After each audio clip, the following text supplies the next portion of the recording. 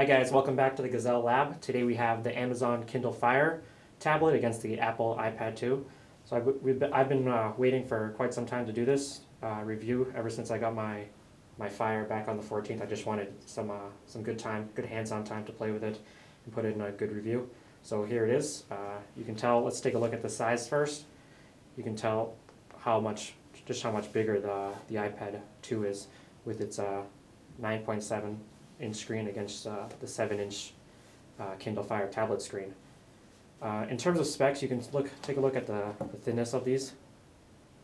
We can see that the Kindle Fire is 190 by 120 by 11.4 millimeters thin, while the iPad 2 is only 8.8 millimeters thin, but it's also 241 by 185. So the Fire is smaller, but still is a little bit thicker. In terms of weight, the Fire is 14.6 ounces, and the iPad 2 is 21.3. So this iPad 2, it's a 3G version on AT&T 32 gigabyte white.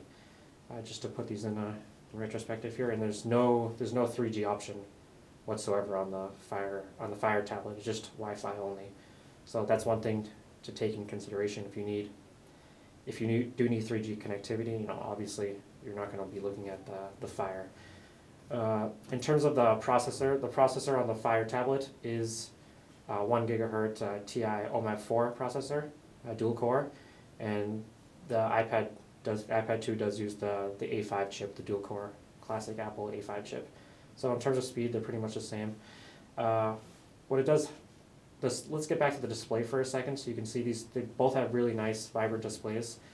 The Fire is 7-inch display at 1024 by 600 pixels. That gives you 169 ppi, and the iPad 2 is 9.7 inch, 1024 by 768.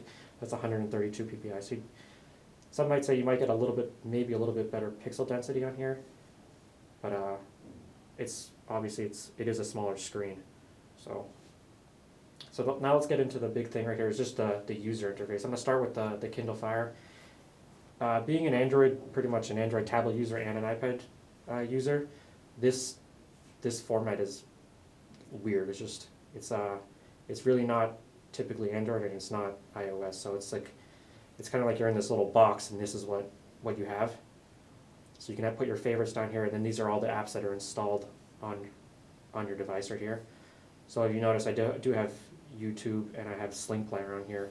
There's a way to get your apps from your Android device over to the Fire, because right now the marketplace doesn't support most of these apps, but I did put them over, and you can check out the blog.gazelle.com on the video page, and there's a link to showing you how to do that. So I think once you get your apps over, it just becomes a lot better. The Sling Player works nice, and I did put some games on here, so it's not bad.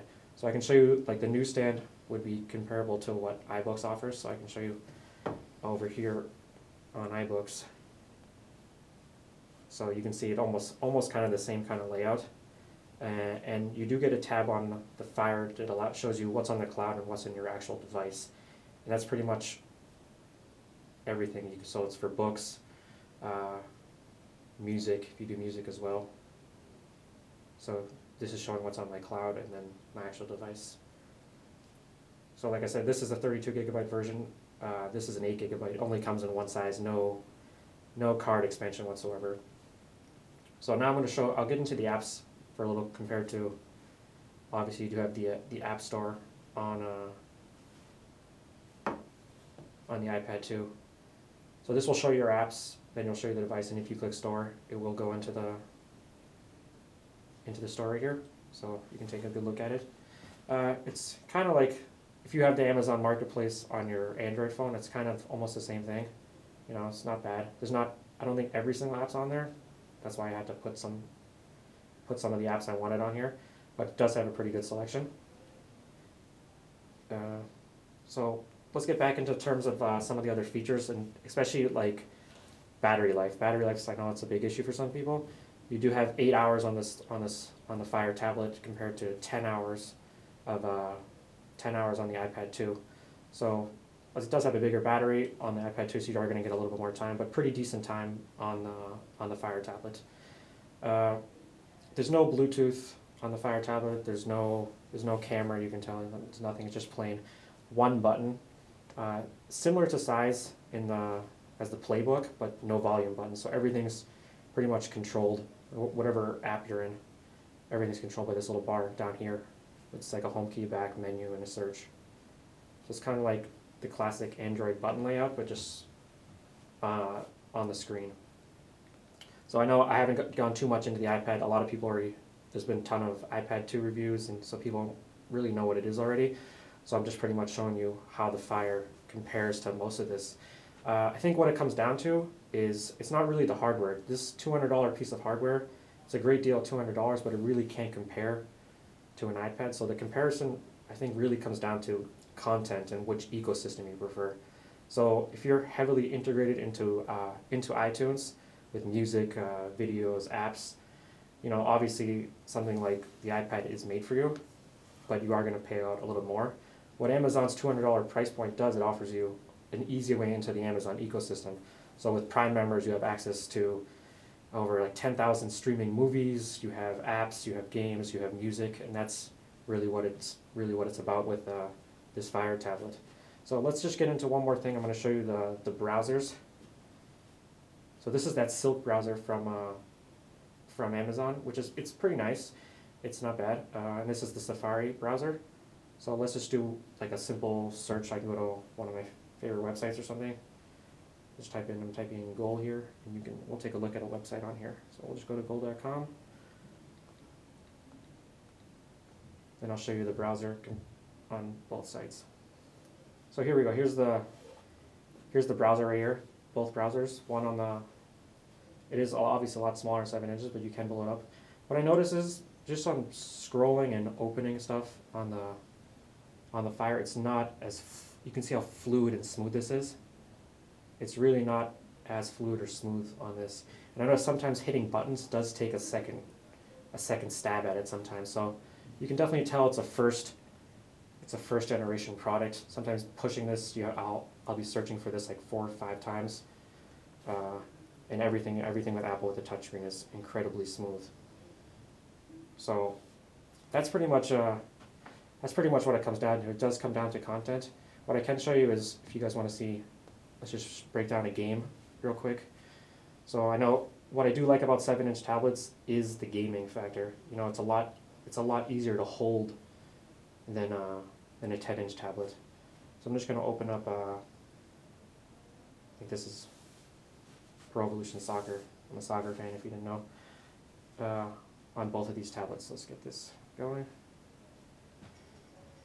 So you can tell just in terms of loading time, the iPad 2 is a little faster, even when turning it on. So let's tap these.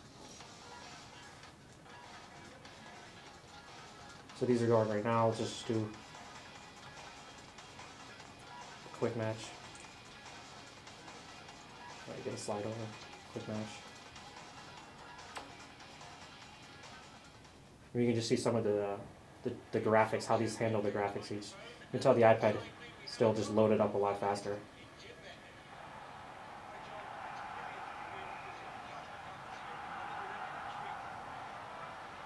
So I'll just do a little bit of the gameplay on each tablet just to see how smooth these are. I'll show you how smooth they are. So let's start with the iPad first.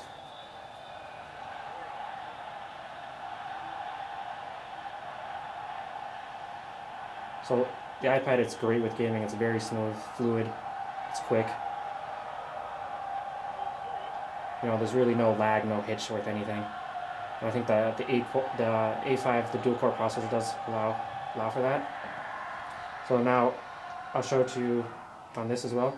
You have a smaller real estate on the screen, but it is easier to game with because it's so easy to hold. So that's what I really like about it. And for this little thing that's a 1 gigahertz processor, it's pretty smooth. Obviously, loading times and screen transitions aren't as smooth as the iPad 2, but for $200, this really can't be beat. So there you have it. This is things I like about the Fire tablet, and I love my iPad, and I don't think when I'm traveling, this Fire tablet's going to replace my iPad, just because of the content, iTunes integration, music, gaming. the smoothness of the screen, but I do love how the 7-inch screen does. I'm a big Amazon guy, so it does integrate me with my Amazon Prime account. It's only $200. I love using it at home, but I think overall as a tablet, I'm still going with the iPad 2, but like I said previously, it's all about the content. If you're with Amazon, the Fire is your best choice, and if you're an iTunes guy, stay with the iPad. So I hope you like my review. Remember, you can check out all the show notes on the blog. Thanks.